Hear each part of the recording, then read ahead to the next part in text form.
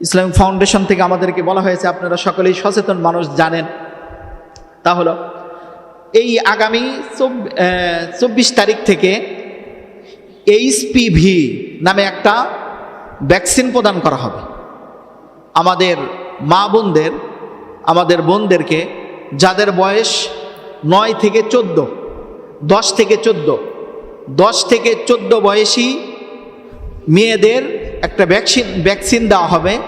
এই ভ্যাকসিনটার কাজ হলো জরায়ুর মুখে যে ক্যান্সার হয়, এটা একটা মারাত্মক, বাংলাদেশে ক্যান্সারের দ্বিতীয় পর্যায়ে, এবং এই ক্যান্সারে প্রায় 5000-এর মতো মানুষ প্রতি বছর মারা যায়।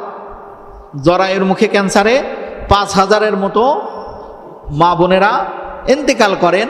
অনেকে অনেক রকমের কষ্টের সম্মুখীন হয়ে থাকেন, অনেক টাকা খরচ হয়, অনেক কষ্টের পরে কিছু মানুষের সুস্থতা আসে। এই জন্য বাংলাদেশ সরকার উদ্যোগ গ্রহণ করেছেন যে HPV নামক একটা ভ্যাকসিন তাদেরকে প্রদান করা হবে। এর জন্য করণীয় হলো একটা রেজিস্ট্রেশন করতে হবে।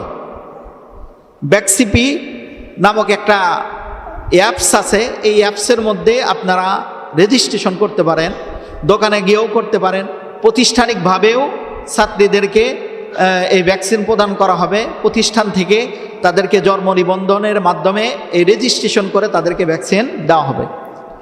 এই রেজিস্ট্রেশনের জন্য দরকার হলো একটা ডিজিটাল জন্ম নিবন্ধন।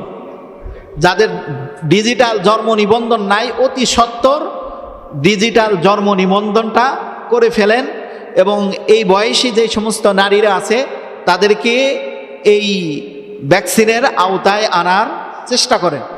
এবং যাদের একেবারেই জন্ম নিবন্ধন নাই তারাও যোগাযোগ রাখেন।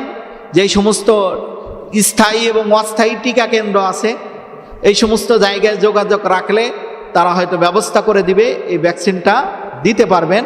এবং প্রাতিষ্ঠানিকভাবেও এই ভ্যাকসিনগুলো স্কুল মাদ্রাসা এগুলোতেও এই ভ্যাকসিন দেওয়া হবে।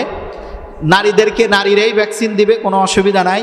এবং কোনো পার্শ্ব প্রতিক্রিয়া হয় কি না এই জন্য প্রতিটি ভ্যাকসিন কেন্দ্রে স্বাস্থ্যকর্মীরা থাকবে, এবং ভ্যাকসিন দেওয়া শেষ হওয়ার পরেও তারা অবস্থান করবে। এই জন্য আমরা কোনোভাবে এই বিষয় থেকে আমরা দূরে না থাকি, কারণ রোগ প্রতিকারের চেয়ে রোগ প্রতিরোধ করা হলো উত্তম।